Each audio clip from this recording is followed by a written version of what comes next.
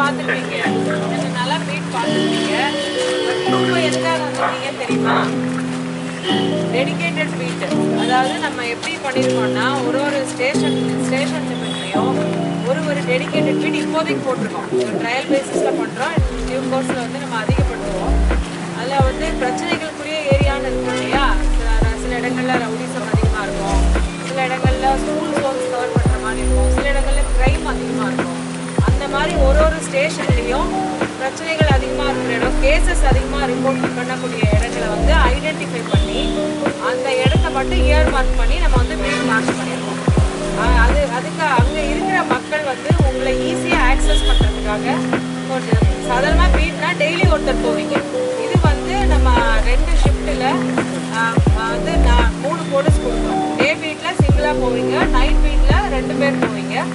உங்களுக்கு ஒரு phone number டெடிகேட்டடாக கொடுத்துருவோம். ஒரு ஃபோனும் ஒரு சிம் நம்பரும் கொடுத்துருவோம். அந்த ஃபோன் நம்பரை வந்து நீங்கள் மக்களுக்கிடையே கொண்டு சேர்க்கணும். இதுதான் வந்து உங்கள் நம்பருக்கு.